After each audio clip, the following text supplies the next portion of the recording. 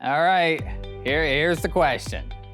When people come into a fiduciary's office, a financial advisor's office, what do they think? What question do they have in their minds? What do they think I'm going to help them with? The question is, how do I invest my money once I'm retired?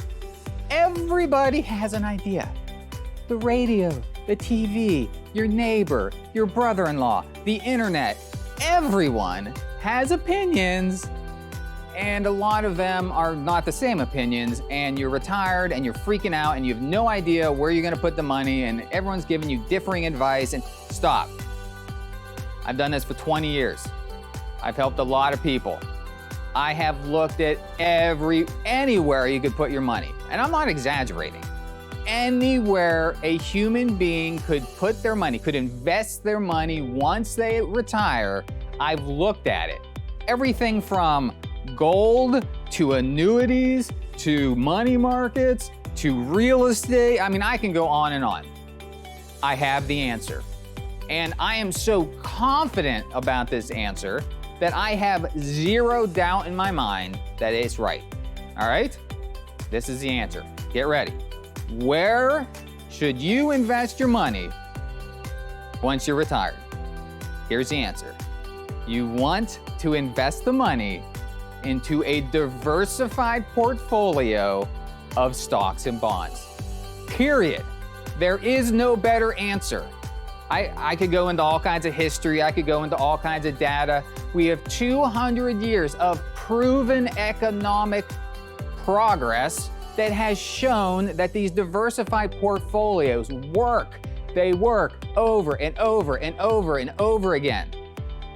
Okay, so what does it, if you ask someone, what does that mean? A lot of them wouldn't exactly know what you're talking about. They're like, all right, I've heard that term before. It certainly isn't my idea. I don't want to give you the impression I came up with this. I mean, I think most competent fiduciaries would have the same opinion. But what is a diversified and balanced portfolio? Not that complicated. Okay. Let's see, what's the best way of doing this? You can put money in really at the end of the day, you can put your money in 4 legitimate places. Really. I'm sorry, these are buckets. I am not an art teacher. So you can put money in cash, you can put money in bonds, you can put money in stocks, and you can put money in real estate. Those are the only legitimate places to put your money. I feel that very strongly that way. So, you retire, where do I put my money? Well, you want to have an emergency fund, you want some money in cash. You have your house, so you got your real estate, maybe it's paid off, maybe it's not. So that leaves stocks and bonds. And like I said, we went diversified and balanced. What does that mean? We want to fill up each one of these buckets to the appropriate level. Now, inside each one of these buckets, it's not like we're putting all of our money in Microsoft. It's not like we're putting all of our money in Disney. It's not like we're not putting our money all in one place. We're putting it in hundreds and thousands of companies. Every company you have ever heard of you're invested in. Tiny little piece, right? Walmart, CVS, AT&T, Johnson & Johnson, Apple, Facebook, Google, every company you've ever heard of, diversified. And why do we do that? Because you're reducing the risk. You might not hit a home run like you would with an individual stock if it goes crazy, but if you're invested in an individual stock, you could lose everything.